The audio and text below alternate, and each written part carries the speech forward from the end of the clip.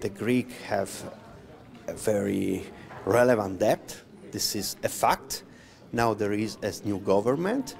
Of course, the new government needs financial support by the other member states, and of course the other member states have the right to ask for condition for this support.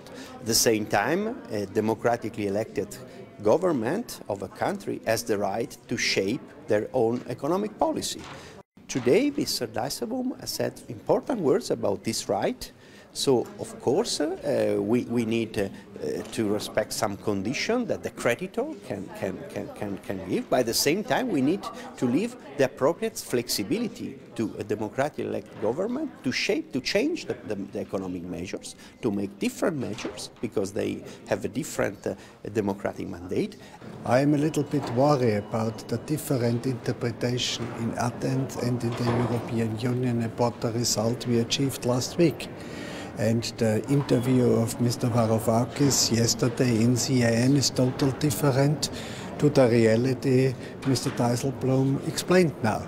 And my advice to the Greek people, the government, is please say in Athens the same as you are doing in Brussels, and explain in a fair way to bring trust back in the relation between all partners in a fair way. The different interpretations are not very helpful. The European message is clear.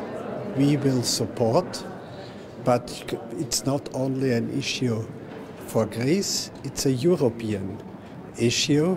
And in the Eurozone are 19 member states, and all 19 have to come together to work on compromises.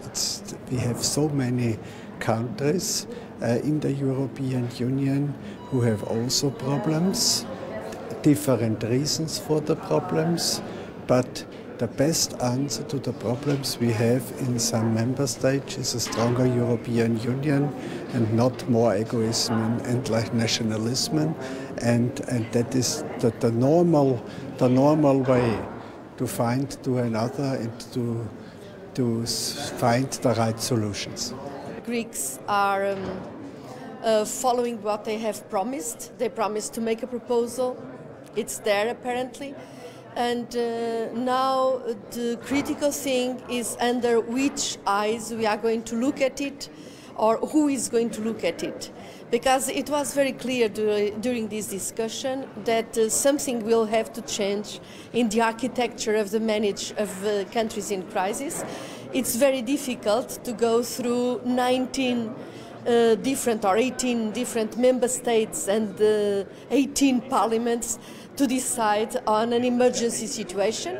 It is the Commission with its legitimacy and the European Parliament that can do this kind of discussion, and not putting a country under the different interests of different member states. When you are asked to do structural reforms, what kind of impact those reforms have in your capacity to pay back what you have borrowed? Because if you are put under such strict conditions that you don't have any capacity to have an extra money with which you can pay back, then the situation becomes unbearable. I think generally it goes in the right direction. The new reforms concentrate on government reform and on fighting tax evasion and tax fraud.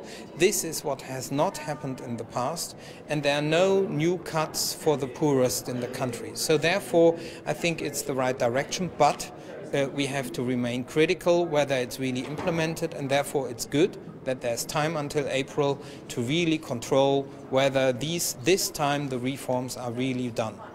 There was blackmailing on both sides, I would say. On the one hand, there was blackmailing to switch off the liquidity of the Greek banks. On the other side, they said they will not honor all creditors. Both was not helpful in a European context.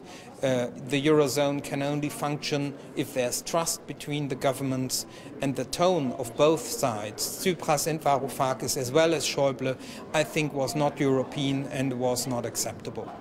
I think for the long term, Europe needs to get out of these national governments negotiating behind closed doors. The Eurozone needs a real European economic governance controlled by the European Parliament. So otherwise, if we don't have true decision making on the European level, we will not get out of people addressing their national public, and we don't get efficient policies for the Eurozone as a whole.